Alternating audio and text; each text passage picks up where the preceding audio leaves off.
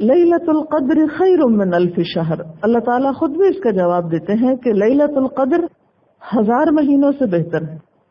1000 مہینے میں 83 سال اور 4 مہینے بنتے ہیں، 83 years and 4 months۔ لیکن عربوں کے ہاں 1000 سب سے بڑا فگر تھا۔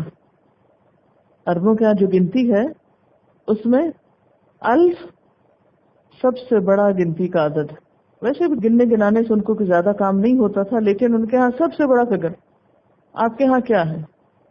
عرب، خرب، ہر زبان میں ایک ہوتا نا، ہمارے ہاں خرب ہے جو عام استعمال میں سب سے بڑا عدد شمار ہوتا ہے، تو ان کا سب سے بڑا عدد الف ہوتا تھا، 1000۔ تو الف کا ایک معنی اگر لیا جائے تو پھر وہ 83 سال اور 4 مہینے بنے گے اگر اس کو لٹرلی کاؤنٹ کریں، جمع تفریق کریں۔ اور اگر اس کو کثرت تعداد کے معنوں میں لیں کہ ان کے ہاں سب سے بڑا فگر، تو پھر اس سے مراد کیا ہے کہ لیلۃ القدر خیر من الف شہر۔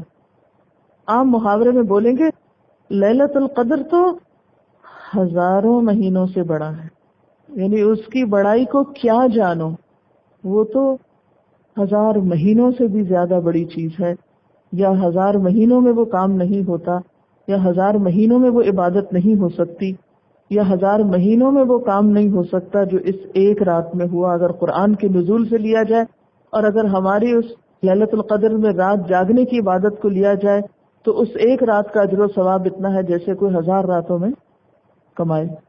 تو یہ اللہ تعالیٰ کی خاص رحمت اور عنایت ہے۔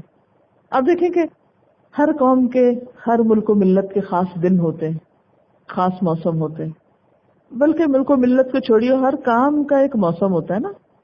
جیسے رمضان ہے تو نیکیوں کا موسم ہے، بہار ہے۔ اسی طرح ہر علاقے کے خاص موسم اور موسمی تہوار پھر ہوتے ہیں۔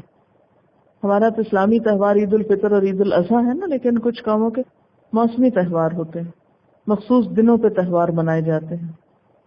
کوئی فصلوں کی کٹائی کی مناسبت سے، کوئی موسم بہار کی آمد کی مناسبت سے، کوئی کسی کی پیدائش کی مناسبت سے۔ تو اسلام میں اور خاص طور پر اللہ تعالیٰ کے ہاں جو خاص دن ہیں، خاص مہینے ہیں، وہ انسانیت کی بھلائی کے کاموں سے وابستہ ہے، جس میں سب سے بڑا کام کلام اللہ کا نازل ہونا ہے۔ تو لیلۃ القدر خیر من الف شہر، اس ایک رات میں انسانیت کی بھلائی کا جو کام ہوا وہ 1000 مہینوں سے بڑھ کر ہے۔